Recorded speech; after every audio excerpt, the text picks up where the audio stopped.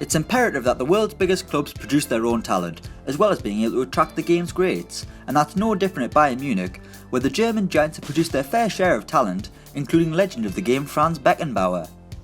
The Bavarian club have a meticulous approach to their youth system that sees them nurture a limited group of players rather than masses of kids you see turning up at some academies.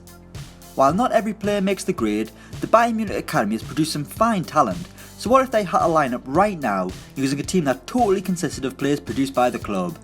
Here is Bayern Munich's homegrown 11. In goal it's Michael Rensing.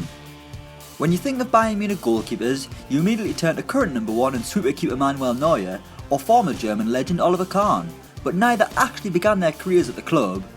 So in between the sticks we've got 33-year-old Michael Rensing, who joined the club's academy in the year 2000, working his way through the ranks before eventually becoming Oliver Kahn's deputy, making 53 Bundesliga appearances for the club before leaving for Cologne in 2010. The stopper is now with Fortuna Düsseldorf, playing in the second tier of German football. At right back we've got Emre Can. While he may play his club football at centre midfield now for Liverpool, Emre Can is no stranger to the role of right back, and due to the players available to us here, the 23-year-old is going to have to slot in at full back. Born in Frankfurt, Can joined the Munich Academy in 2009 after spending the start of his career in the city of his birth, but would only make 4 Bundesliga appearances for Munich before joining Bayer Leverkusen in 2013.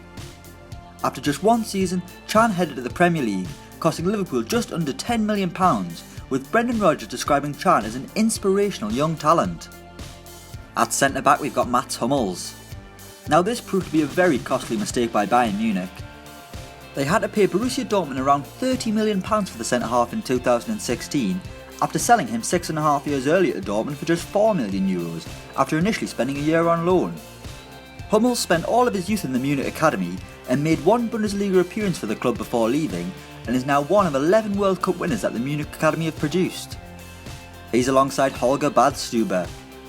While Munich were quick to get rid of Mats Hummels before having to pay big bucks to get him back, the same can't be said for Holger Badstuber, who managed 15 years with Munich, starting as a youth in 2002, before working his way into the first team until an anterior cruciate ligament injury pretty much ruined his time at the Allianz. The defender has had various injury problems ever since and went on loan to Schalke for the second half of last season before his release, and is now playing for Stuttgart after joining on a free this summer.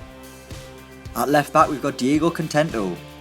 Named after Diego Maradona, Diego Contento isn't the best fullback to come out of Munich, but Philipp Lahm's retirement means the 27-year-old has a place in the back four, despite spending all of his time at the club as a backup, ever since he got his break into the first team.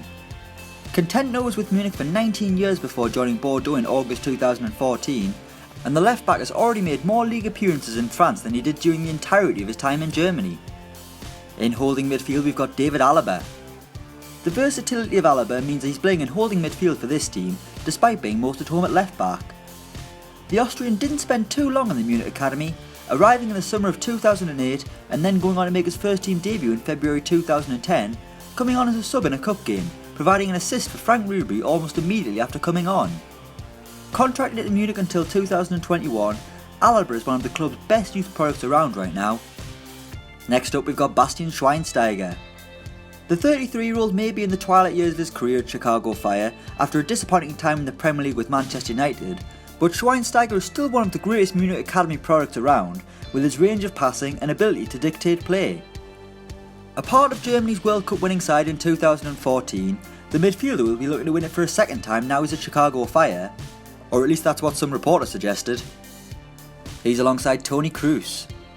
The 27-year-old joined Munich's academy in 2006, and by 2007 he was already in the first team, making his debut at the age of 17 to become the club's youngest ever player, a record that has since been broke by David Alaba and then Pierre-Emile Højbjerg.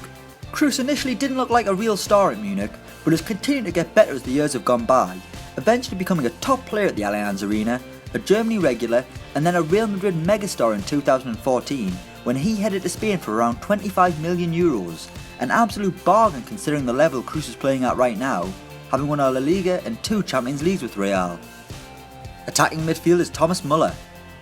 The third and final player in this team who is still playing for Bayern, Thomas Müller is an incredible goal scorer despite not always being deployed as a striker, usually slotting in behind the forward or operating from out wide. He's been with the club for 17 years and counting, despite often being linked with a move away from Germany, with Manchester United having been touted as a possible destination for Müller.